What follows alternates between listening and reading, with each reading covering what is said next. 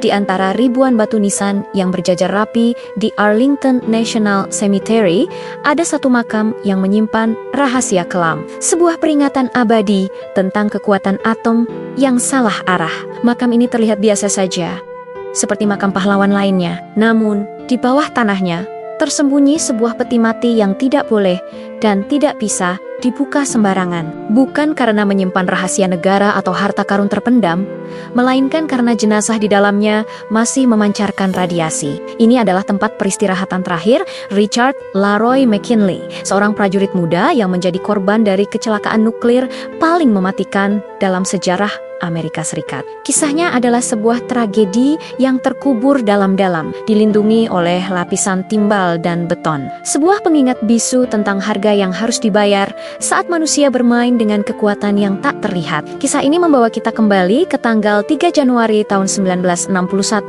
di sebuah fasilitas militer terpencil di padang pasir Idaho. Di sana berdiri sebuah reaktor nuklir eksperimental bernama SL-1, singkatan dari Stationary Low Power Reactor No. 1. Reaktor ini dirancang untuk menyediakan listrik bagi stasiun radar terpencil di Arktik. Sebuah proyek ambisius Angkatan Darat AS untuk menunjukkan bahwa tenaga nuklir bisa diandalkan di mana saja, bahkan di lokasi paling ekstrem sekalipun. Pada malam yang dingin itu, 3 operator muda sedang bertugas.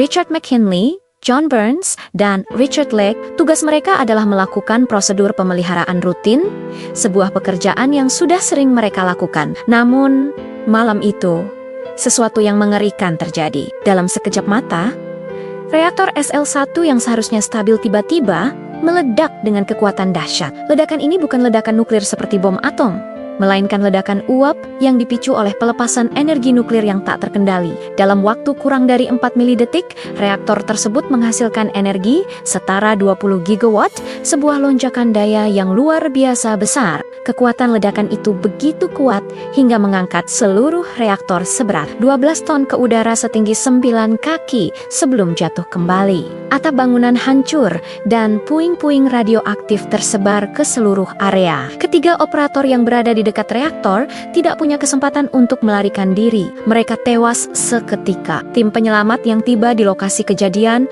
disambut oleh pemandangan yang mengerikan dan sunyi. Alarm berbunyi, tetapi tidak ada tanda-tanda kehidupan. Tingkat radiasi di dalam gedung begitu tinggi sehingga para penyelamat hanya bisa masuk selama beberapa menit sebelum harus mundur. Mereka menemukan 2 jenazah, Burns dan Lake, yang sudah tidak bernyawa. Namun, 1 orang hilang, Richard McKinley. Setelah pencarian yang menegangkan, mereka akhirnya menemukannya. McKinley tidak terlempar oleh ledakan, tetapi tubuhnya tertusuk oleh salah satu batang kendali reaktor yang terlepas dan melesat seperti proyektil. Batang kendali itu menembus tubuhnya dari bahu hingga pangkal paha, lalu menancapkannya ke langit-langit ruangan. Situasinya lebih buruk dari yang bisa dibayangkan. Jenazah ketiga operator itu sangat terkontaminasi oleh partikel radioaktif.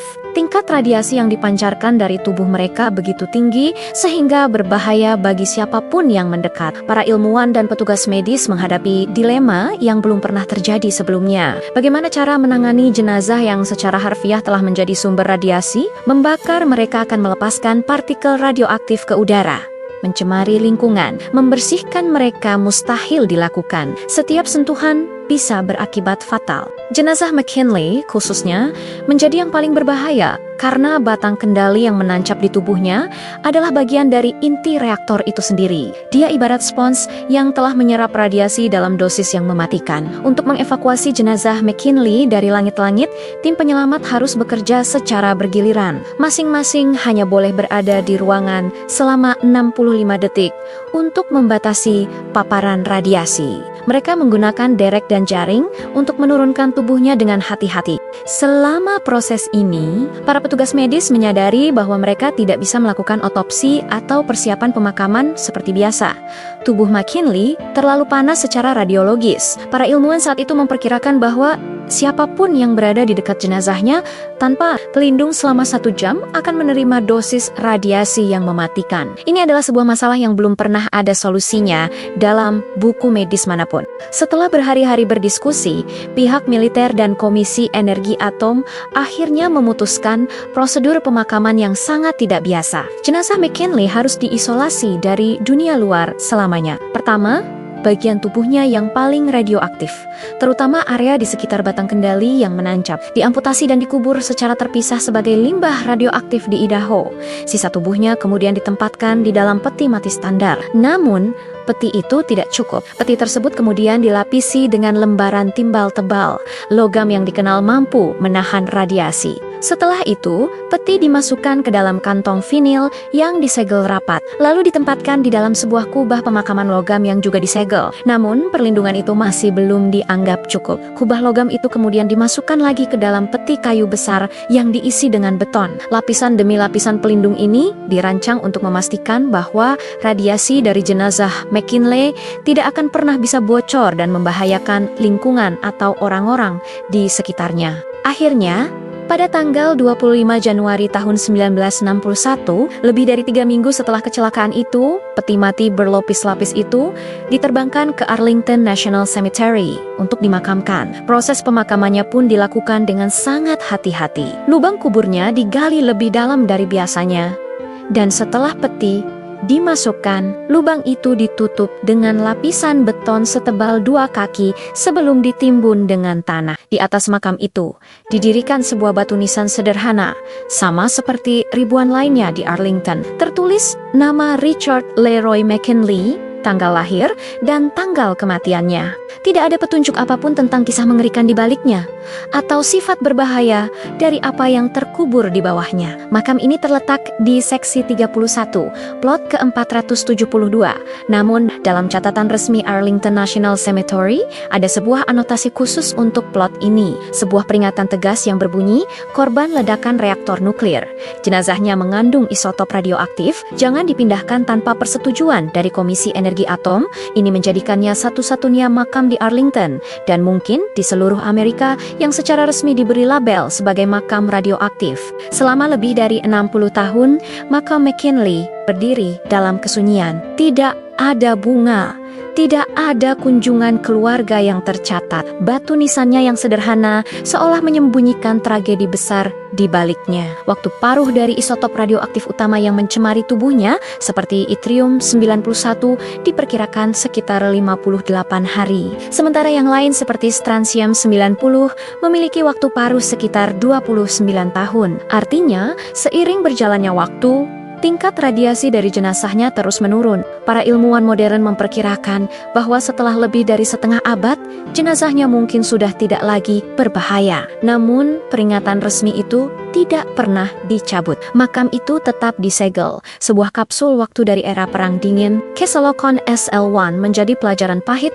bagi industri nuklir. Penyelidikan mengungkapkan bahwa ledakan itu kemungkinan besar disebabkan oleh kesalahan manusia. Salah satu operator, kemungkinan besar karena frustrasi dengan batang kendali yang macet, menariknya terlalu jauh dan terlalu cepat, memicu reaksi berantai yang tak terkendali. Tragedi ini mengubah cara reaktor nuklir dirancang dan dioperasikan. Prosedur keselamatan diperketat, dan desain reaktor diperbarui untuk mencegah kesalahan serupa terulang kembali. Sejak saat itu, tidak pernah lagi terjadi kecelakaan reaktor yang mematikan di tanah Amerika. Kisah Richard McKinley dan makam radioaktifnya di Arlington adalah pengingat yang kuat tentang dua sisi mata uang dari teknologi nuklir. Di satu sisi, ia menawarkan sumber energi yang luar biasa. Di sisi lain, ia membawa risiko yang sangat besar. Makam yang tenang di seksi 31 itu bukan hanya tempat peristirahatan seorang prajurit, tetapi juga sebuah monumen dari sebuah kesalahan tragis. Sebuah simbol dari bahaya yang mengintai ketika manusia mencoba mengendalikan kekuatan alam yang paling fundamental. Di balik kesederhanaan batu nisannya, terkubur sebuah cerita tentang inovasi, tragedi, dan sebuah peringatan abadi yang disegel dalam beton dan timbal. Terima kasih sudah menonton. Jangan lupa untuk subscribe dan sampai jumpa di video berikutnya.